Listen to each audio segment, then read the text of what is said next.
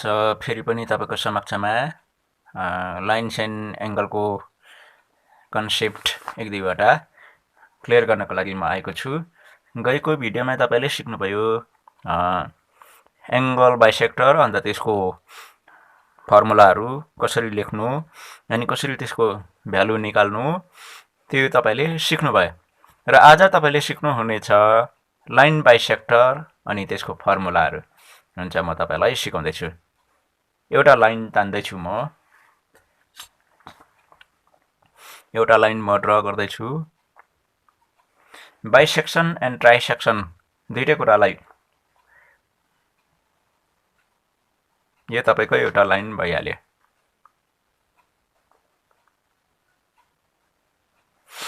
हुन्छ यो लाइनको नाम भयो एबी। लाइन एबी अनि यो एबी लाई एउटा लाइन सेगमेन्ट भयो यो ए यो बी। यो बीचमा लाइनलाई चाहिँ केले चाहिँ बाइसेक्ट गर्छ भन्ने बाइसेक्ट भनेको चाहिँ to divide a line into exactly equal parts, exactly two equal parts. यहाँ म अन्दाजै दिँदै छु तपाईलाई लाइन बाइसेक्ट गर्न म कन्स्ट्रक्सनमा सिकाउने छु बादमा। यो भयो बीचकोलाई चाहिँ एम राखिदिउँ है। लाइनलाई चाहिँ पोइन्टले बाइसेक्ट गर्छ अथवा अर्को एउटा लाइनले बाइसेक्ट गर्छ। यहाँ लाइनले बाइसेक्ट गर्दा पनि पोइन्टले नै बाइसेक्ट गरेको हुन्छ। ओके, अब यति भएपछि यहाँ लेख्दै छु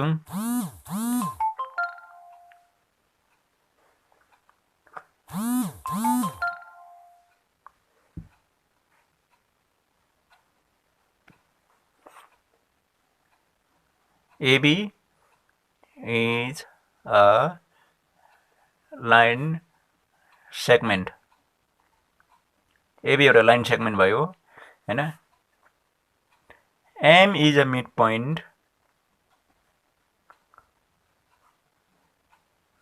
midpoint अथवा अर्को सेन्टेन्समा भन्नुपर्दा or M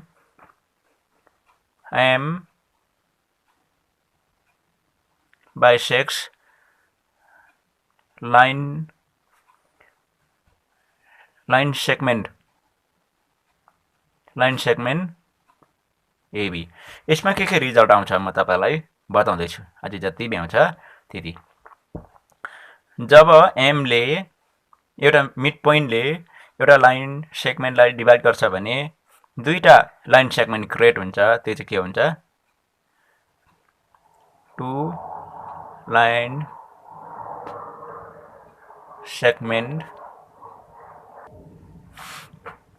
segment will be created।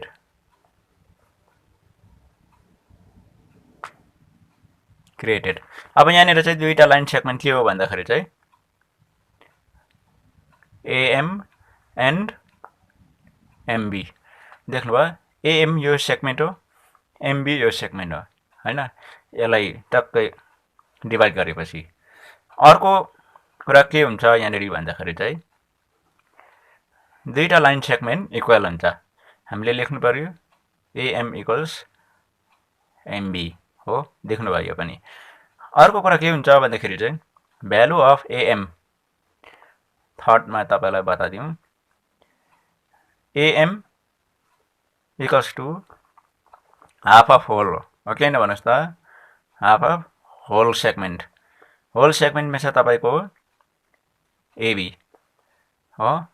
In the same way MB को पनि त and MB equals to MB पनि त्यही हो half of whole AB। Half of AB नै हो। यो भयो तपाईले बुझ्नुभयो हैन। अझ एउटा यहाँनिर के हुन्छ त बाइसेक्ट हुँदाखेरि भन्दाखेरि याद गर्न पर्ने कुरा चाहिँ MB को भ्यालु निकाल्दा MB को भ्यालु चाहिँ MB भित्रमा चाहिँ तपाईको दुईटा MB इक्वल्स टु भने चाहिँ MB इक्वल्स टु यो हाम्रो भइसक्यो। अलिकति यहाँनिर यो म काट्दै छु। AB यो होल लाइन चाहिँ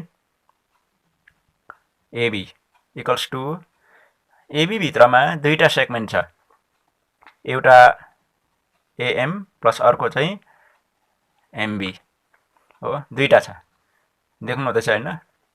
अब यसलाई कन्टिन्यू गर्नुपर्दा के हुन्छ भन्दाखेरि चाहिँ एएम प्लस एएम तपाईँ छक्कै पर्नु हुँदैन, यो दुईटैमा एएम एएम कसरी आयो भने, यो एएम त यही हो, यसमा एमबी को प्लेसमा एएम कसरी आयो भन्दाखेरि चाहिँ के कारणले भन्दा चाहिँ एएम बराबरी एमबी अघि नै हामीले यहाँनिर लेखिसकेको छ नि हैन। त्यो बराबरीको कारणले गर्दा चाहिँ एमबी को प्लेसमा एएम लेख्नु पाउँछ। त्यसो गर्नुमा फाइदा के छ भन्दाखेरि चाहिँ एएमएम ट्वाइस एएम हो, एबी को भ्यालु ट्वाइस एएम। तपाईलाई यहाँनिर एउटा सेगमेन्टको मात्रै भ्यालु दिएको छ भने होल सेगमेन्टको भ्यालु निकाल्न तपाईले सक्नुहुन्छ, यसमा त्यो फाइदा छ। अर्को कुरो तपाईले के पनि गर्न सक्नुहुन्छ भन्दाखेरि चाहिँ and AB equals to AM plus MB बाट तपाईले के गर्न सक्नुहुन्छ भन्दाखेरि चाहिँ यसलाई कन्टिन्यू गर्दा एमबी प्लस एमबी, अघि हामीले ए लाई प्रायोरिटी दिएको थियो, अहिले चाहिँ एमबी लाई प्रायोरिटी दिँदाखेरि एएम को प्लेसमा एमबी नै हाल्दाखेरि ट्वाइस एमबी, मैले बुझ्नुभयो, MB plus MB twice MB. AB को भ्यालु निकाल्दाखेरि ट्वाइस एमबी ले पनि यसको भ्यालु निस्किन्छ। ओके, तपाईलाई एउटा सानो एक्जाम्पल जस्तो तपाईलाई सल्भ गर्न पनि म सिकाउँदै छु ल।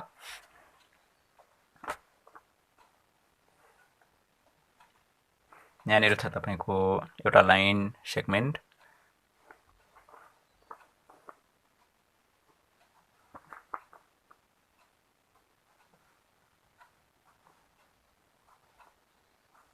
PQ हो, यो चाहिँ मिड पोइन्ट एम लगाए हो। अब म यहाँ क्वेसन लेखिदिँदैछु, इफमा if PQ is a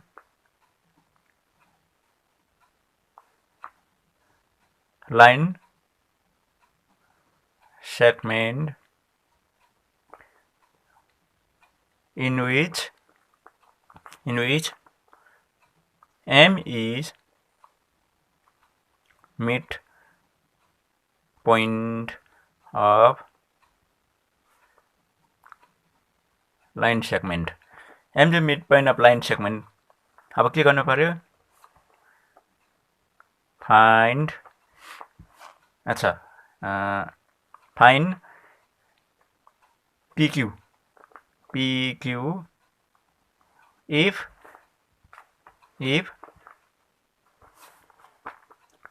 line segment MQ equals to 6 centimetre हो।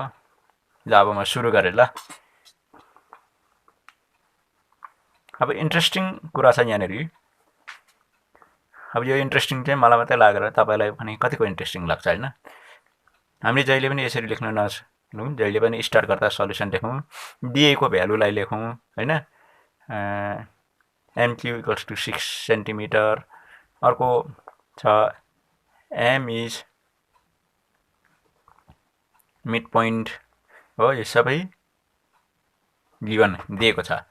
अब सुरु गर्नु पर्यो, फाइन PQ कसरी निकाल्नु पर्यो भन्दाखेरि चाहिँ PQ equals to twice its half भनेको यो PQ, यसको हाफ यो पनि हाफ हो। ट्वाइस इट्स हाफ भनेको चाहिँ के हो, यो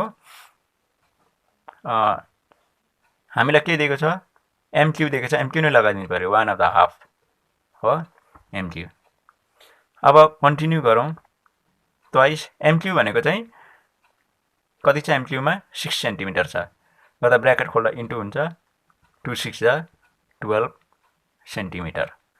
देख्नुभयो है, भन्नु मतलब यहाँनिर 6 दिएको थिएँ मैले हो, अहिले डल्लैको भ्यालु आइहाल्यो।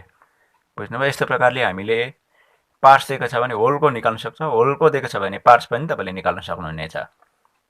मानिलिउँ तपाईको होल 12 अरे। अर्कोमा एउटा क्वेसन म कम्पोज गरिदिइहालौँ। फाइन्ड द लाइन सेगमेन्ट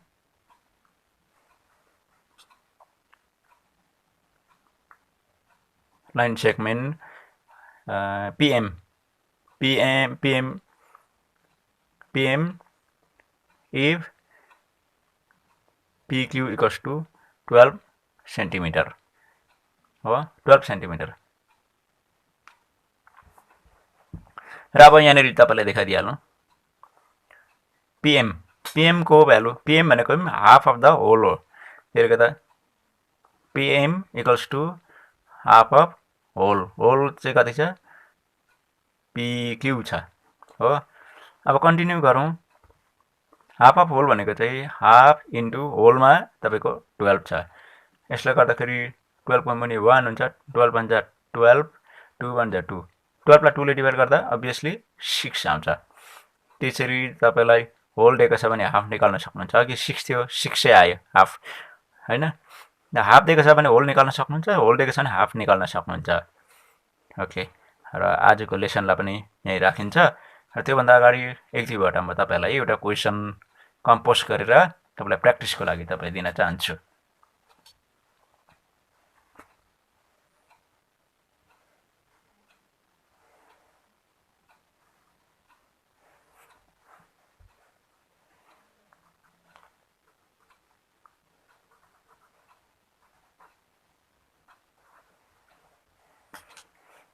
यहाँ दुईटा लाइन सेगमेन्ट तपाईले देखिहाल्नु भयो है।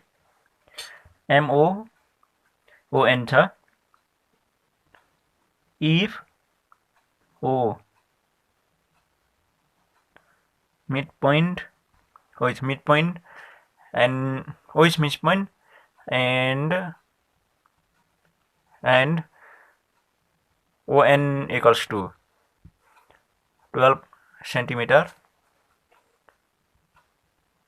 find number 1 MO, number 2 MN। एउटा क्वेसन भयो। अर्को पनि एउटा क्वेसन तपाईको लागि म बनाऊ।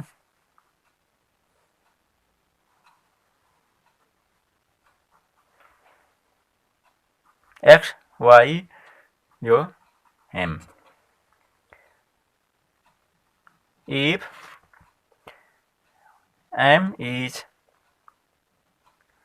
midpoint,